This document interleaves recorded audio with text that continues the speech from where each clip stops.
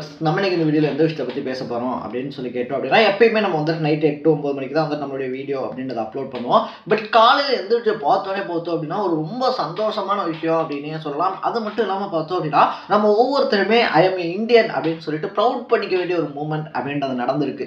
என்ன அப்படின்னு சொல்லி கேட்டோம் அப்படின்னா வினேஷ் போகத் இருக்காங்க இல்லையா, அவங்க இனிமேல் மல்யுத்தம் நான் விளையாடவே போகிறது கிடையாது, எனக்கு இந்த மல்யுத்த கிழமையே வேணாம் அப்படின்னு சொல்லிட்டு நான் தோத்து போயிட்டேன், மல்யுத்தம் ஜெயிச்சிருச்சு அப்படின்னு சொல்லி ஒரு ட்விட்டை பார்த்தோம் அப்படின்னா ரெஸ்லிங் இருக்கு இல்லையா, ரெஸ்லிங்ல இருந்து ஓய்வு பெற போறேன் அப்படின்னு சொல்லி அனௌன்ஸ் பண்ணியிருக்காங்க அப்படின்னு சொல்லலாம். ஸோ இந்த ஒரு என்ஜாய்மெண்ட் இருக்கு இல்லையா ப்ரோ. இன்னைக்கு வந்து நீரஜ் சோப்ராக்கு வந்துட்டு came bro, Neeraj Chopra gold medal win பண்ணி இந்தியாவை ப்ரௌட் ஆக்குவாரு அப்படின்லாம் ஒரு கூட்டம் உட்காந்துட்டு இருக்கு. நீரஜ் சோப்ரா ப்ரௌட் பண்ணுறது இருக்கட்டும்டா, ஒரு பொண்ணோட லைஃப் இருக்கு இல்லையா, ஒரு பொண்ணோட லைஃப்பை முடிச்சு பார்த்தோம் அப்படின்னா வினேஷ் போகத் அப்படின்னு சொல்லி இந்தியாவுக்கான எக்கச்சக்கமான பதக்கங்களை வின் பண்ணோம் அப்படின்னு சொல்லி கனவோடு வந்த ஒரு பொண்ணோட வாழ்க்கை அப்படின்றத முடிச்சிருக்கோம் அப்படின்னு சொல்லலாம்.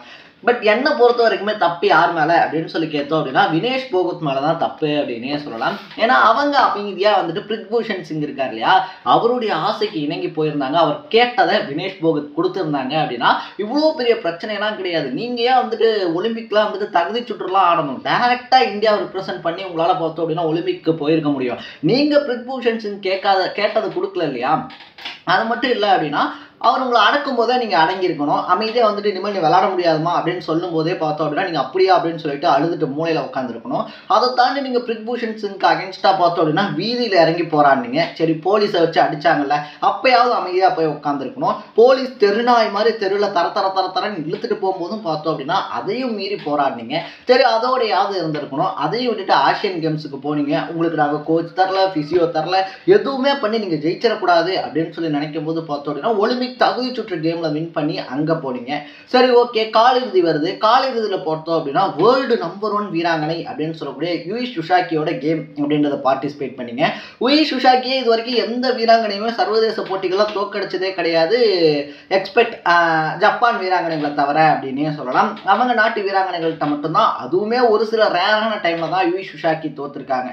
அப்படிப்பட்ட ஒரு வீராங்கனைகிட்ட நீங்க ஜெயிப்பீங்கன்னு சொல்லி எவனுமே இங்க நினைக்கல, பட் நீங்க அதையும் ஜெயிச்சிங்க. ஸோ இப்படி தப்பு மேல தப்பு எல்லாத்தையுமே நீங்க பண்ணிட்டு இப்பதான் கரெக்டா ஒரு முடிவு எடுத்திருக்கீங்க. நமக்கு வந்துட்டு இந்தியா இருக்கு இல்லையா, நம்ம விளையாடணும் அப்படின்னு நினைச்சதெல்லாம் தப்பு இல்லை, நேர்மையா விளையாண்டு இந்தியாவுக்கு பேர் சேர்க்கணும் அப்படின்னு நினைச்சதெல்லாம் உங்க தப்பு கிடையாது, இந்தியாவில் பிறந்தது தான் உங்களோட தப்பு அப்படின்னே சொல்லலாம். ஸோ அதனாலதான் சொல்றேன், இந்தியா மேலேயோ இல்லை இந்தியாவில் இருக்கக்கூடிய பொலிட்டீஷியன்ஸ் மேலேயோ இல்லை பிரித்பூஷன் சிங் மேலேயோ எந்த தப்பும் கிடையாது.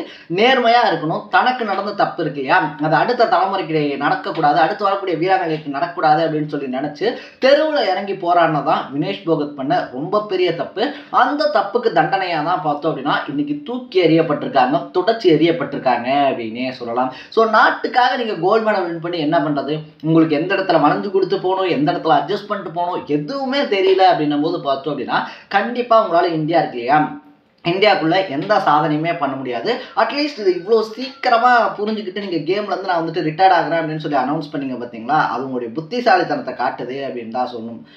பட் இந்த இடத்துல தோத்தது வினேஷ் போகத் கிடையாது, அடுத்து வரக்கூடிய ஒவ்வொரு ஜென்ரேஷனுமே அப்படின்னே சொல்லலாம். இப்போ என்ன பண்ணி காமிச்சிருக்காங்க அப்படின்னு சொல்லி கேட்டோம் அப்படின்னா, எங்களை எதிர்த்துக்கிட்டா, எங்களுக்கு ஏதாவது எதிராக நடந்துச்சுன்னா, எங்களுக்கு அகேன்ஸ்டாக நீங்கள் வாய்ஸ் ரைஸ் பண்ணீங்க அப்படின்னா உங்களுக்கும் இதே நிலைமை தான் அப்படின்னு சொல்லிட்டு வினேஷ் போகத்தை வச்சு அடுத்து வரக்கூடிய ஒவ்வொரு தலைமுறைக்குமே பயம் காட்டியிருக்காங்க அப்படின்னு தான் சொல்லணும். So Vinesh Phogat ஒலிம்பிக்ல cup win பண்ணுறது, மெடல் வின் பண்ணுறது அப்படின்றது பண்ணியிருந்தாங்க அப்படின்னா அது வினேஷ் போகத் ஒருத்தருக்கு மட்டும் கிடைச்ச மெடல் கிடையாது. நீங்க தப்பு நடந்தா தட்டி கேளுங்க, களத்துல இறங்கி போராடுங்க, அதை தாண்டி உங்களால ஜெயிக்க முடியும், நீங்க உண்மையா இருந்தா உங்க லைஃப்ல நீங்க எங்க வேணாலும் போய் வின் பண்ண முடியும் அப்படின்னு சொல்லி இந்த உலகத்துக்கு புரிய வைக்க நினைச்ச ஒரு பொண்ணோட வாழ்க்கை அப்படின்றது முடிவடைஞ்சிருக்கு. ஸோ நீ அடுத்து வரக்கூடிய ஒவ்வொரு யங் ஜென்ரேஷனுக்குமே வினேஷ் போகத் ஒரு எக்ஸாம்பிள் அப்படின்னே சொல்லலாம். எங்க பேச்சை கேட்கலன்னா என்ன ஆகுன்னு தெரியும்ல அப்படின்னு சொல்லி காட்டுறதுக்கு வினேஷ் போகத் ஒரு எக்ஸாம்பிள். ஸோ இப்படி பண்ணி தான் ஒருத்தர் கேம் விளையாடணும், இது எல்லாத்தையும் அனுசரித்து தான் ஒரு கேம் விளையாடணும் அப்படின்னா அப்படி ஒரு கேம் தேவையில்லை அப்படின்னு சொல்லி வினேஷ் போகத் தூக்கி போட்டிருக்கிறது இல்லையா, 100% கரெக்டான ஒரு விஷயம். இதில் வந்துட்டு வினேஷ் போகத் வெட்கப்படுறதுக்கோ இல்லை வேதனைப்படுறதுக்கோ அவமானப்படுறதுக்கோ எதுவுமே கிடையாது.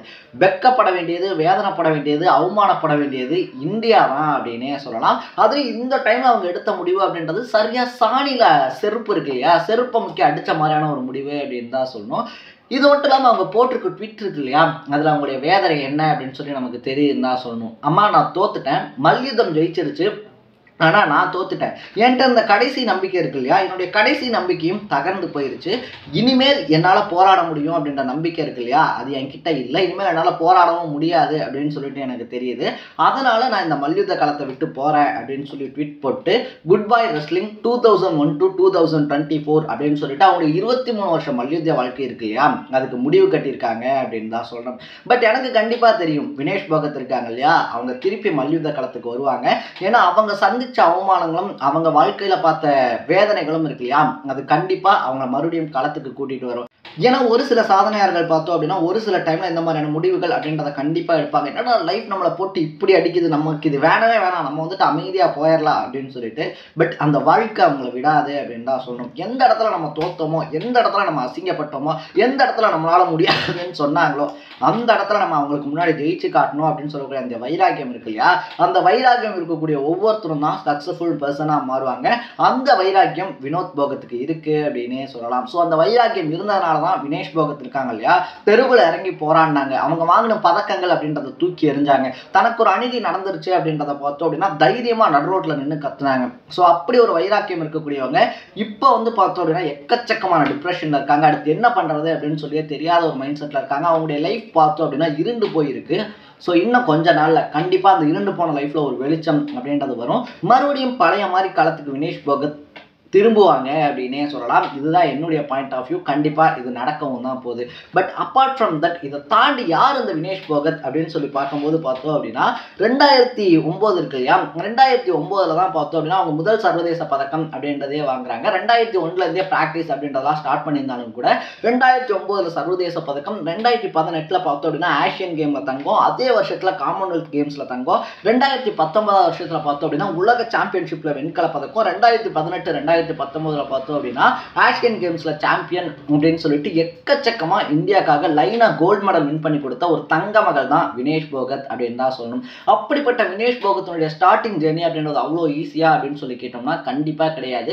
எக்கச்சக்கமான ஸ்ட்ரகிள்ஸை தாண்டி தான் இந்த ஒரு இடத்துக்கு வந்திருக்காங்க. ஏன்னா ஹரியானால பிறந்த வினேஷ் போகத் பார்த்தோம் அப்படின்னா அவங்க சின்ன வயசுல இருக்கும் போதே அவங்க அப்பா வளர்க்குறாங்க. ஃபேமிலியே வந்துட்டு பார்த்தோம் அப்படின்னா மல்யுத்தம் சார்ந்த பள்ளித்தத்தினுடைய பின்னணி கொண்ட ஒரு ஃபேமிலி அப்படின்னு சொல்லப்படுது. ஸோ அவங்க அப்பாவான ராஜ்பால் போகத்தும் பார்த்தோம் அப்படின்னா மல்யுத்த வீரர் தான். சின்ன வயசுலேயே அவர் இறந்து போனதுனால அவங்க பெரியப்பாவான மகாவீர் போகத் அவங்க கிட்ட தான் வந்துட்டு இவங்க மல்யுத்தம் அப்படின்றத வந்து கற்றுக்கிறாங்க.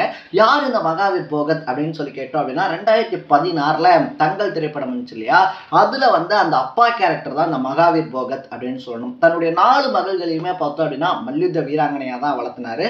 எக்ஸ்பர்ட் கீதா, பபிதா, ரித்து, சங்கீதா அப்படின்னு சொல்லிட்டு இந்த 4 பேருக்குமே மல்யுத்தம் சொல்லி கொடுக்குறாரு. அதோட சேர்த்து அவங்க தம்பி பையன் வந்தோடனே அவங்களுக்கும் மல்யுத்தம் சொல்லி தராங்க அப்படின்னே சொல்லலாம். தம்பி மகள் வந்ததுக்கு அப்புறமா வினேஷ் போகத்தும் பார்த்தோம் அப்படின்னா கீதா போபத், பகிதா போபத் இருக்காங்க இல்லையா, அவங்கள மாதிரியே எக்கச்சக்கமான எஃபோர்ட்ஸ் அப்படின்றத போட்டு இந்தியாவுக்கு பெருமை சேர்க்க ஆரம்பிக்கிறாங்க. ஸோ கீதா, பபிதா இவங்க 2 பேருமே பார்த்தோம் அப்படின்னா இதுக்கு முன்னாடி இந்த மல்யுத்த உலகம் இருக்கு இல்லையா, இந்த மல்யுத்த களத்துல இந்தியாவுக்காக பல சாதனைகள், பல மெடல்கள் வின் பண்ண 2 வீராங்கனைகள் அப்படின்னு தான் சொல்லணும். அப்படி ஒரு பாரம்பரியமிக்க ஃபேமிலில இருந்து வந்து இவங்க விளையாட ஆரம்பிக்கும் போது பார்த்தோம் அப்படின்னா அந்த தங்கல் திரைப்படத்துல காட்டின மாதிரியே உள்ளூர் மக்களே வந்துட்டு அகென்ஸ்டா நிற்கிறாங்க. இப்படி குட்டப்பாவாட இந்த ஜட்டிலாம் போட்டுட்டு இங்கே வந்து விளையாடக்கூடாது அப்படின்லாம் சொல்லிட்டு எதிர்ப்பு வருது. அப்படிப்பட்ட எதிர்ப்புகள் அப்படின்றது எல்லாத்தையுமே சின்ன வயசுல இருந்து தாண்டாங்க. அப்படி ஒரு மன வலிமை அப்படின்றது இருக்கு. ஸோ சொந்த கிராம மக்களே அவங்கள ஒதுக்குனாலும் புறக்கணிச்சாலும் இவங்கெல்லாம் பொண்ணுகளே கிடையாது, பசங்க தான் அப்படின்னு சொல்லி சொன்னாலும் கூட அது எல்லாத்தையுமே மனசுல வாங்கிட்டு தொடர்ந்து மல்யுத்தம் அப்படின்றத பண்ணி பார்த்தோம் அப்படின்னா அதுக்கப்புறமா கொஞ்சம் கொஞ்சமா வளர்ந்து காமன்வெல்த் மாதிரியான போட்டிகள் அப்படின்றதுலையும் சாதிச்சு அதுக்கப்புறமா ஒரு பாலியல் துன்புறுத்தல் வருது அப்படின்னும் போது அதை தைரியமா சொல்லி தெரு முனைகள் இறங்கி போராடி அதுக்கப்புறமா இந்தியா சார்பில் வந்து எந்த சப்போர்ட்டுமே கிடைக்கல. ஆசியன் கேம்ஸ் போகும்போது பிசியோ தரல, அவங்களுக்கு மெடிக்கல் ட்ரீட்மெண்ட் சம்மந்தப்பட்ட வசதிகள் செஞ்சு தரப்படல. இன்னும் சொல்ல போனோம் அப்படின்னா வெளிநாட்டில் நடக்கக்கூடிய பயிற்சி போட்டிகள் இருக்கு இல்லையா, அதுக்கு போகிறதுக்கான வாய்ப்புகள் மறுக்கப்படுது. இப்படி எல்லா கதவுகளும் மூடப்பட்டதுக்கு அப்புறமாவும் ஒலிம்பிக் தகுதி சுற்றுல வின் பண்ணி ஒலிம்பிக்கு போயிட்டு quarter finals, round of 16, semifinals எல்லாத்துலேயும் வின் பண்ணி இந்தியாவை ப்ரௌட் பண்ணுவாங்க அப்படின்னு சொல்லி நினச்ச இடத்துல இந்தியா ஒவ்வொருத்தருமே, இந்தியன்ஸ் ஒவ்வொருத்தருமே தங்களை ஷேமாக ஃபீல் பண்ண வேண்டிய சுச்சுவேஷனில் அவங்க கொண்டு வந்து நிப்பாட்டில் இவங்க கொண்டு போய் நிப்பாட்டியிருக்காங்க அப்படின்னு தான் சொல்லணும். ஸோ இதுக்கு மீறி என்ன சொல்கிறது அப்படின்னு தெரில. இன்றைக்கி வினேஷ் போகத் நான் முன்னாடியே சொன்ன மாதிரி நாளைக்கு எங்களை அட்ஜஸ்ட் பண்ணி போகிறோன்னா எங்களுக்கு அகைன்ஸ்டாக நின்னா இதே தான் உனக்கும் அப்படின்னு சொல்லிட்டு எத்தனை வினேஷ் போகத்தினுடைய வாழ்க்கை போகுது அப்படின்னு சொல்லி தரல. அட்லீஸ்ட் இப்போயாவது வாய்ஸ் ஓவர் பண்ணுங்கள். என்ன பண்ணிட முடியும்? பேசுகிறவங்கள பிடிச்சி ஜெயிலில் போட்டுற முடியும், இல்லை கொலை பண்ணிட முடியும், அவ்வளோதான் பண்ண முடியும் இல்லையா? பட் பேசாமல் இருந்தோன்னா கண்ணுக்கு தெரியாமல் பல வினேஷ் போகத் காணாமல் போகிறதுக்கான வாய்ப்பு இருக்குது அப்படின்னே சொல்லலாம். நீங்கள் இந்த விஷயத்தை பற்றி என்ன நினைக்கிறீங்க அப்படின்றத கமெண்ட்டில் போட்டு, இதே மாதிரி அப்பப்போ அப்டேட்டாக போயிட்டுக்கூடிய விஷயங்கள் இருக்கு இல்லையா, அது கரண்ட் அஃபேர்ஸாக இருந்தாலும் சரி, பாலிடிக்ஸாக இருந்தாலும் சரி, ஸ்போர்ட்ஸாக இருந்தாலும் சரி, இதே மாதிரி அப்பப்போ அப்டேட்டாக போயிட்டுக்கூடிய விஷயங்களை நீங்கள் தொடர்ந்து தெரிஞ்சுக்கணும் அப்படின்னு ஆசைப்பட்டீங்கன்னா மறக்காமல் சேனலை சப்ஸ்கிரைப் பண்ணிக்கோங்க. நாளைக்கு இதே மாதிரி இன்னொரு இன்ட்ரெஸ்டிங்கான வீடியோட சந்திக்கலாம். தட்ட பை பை.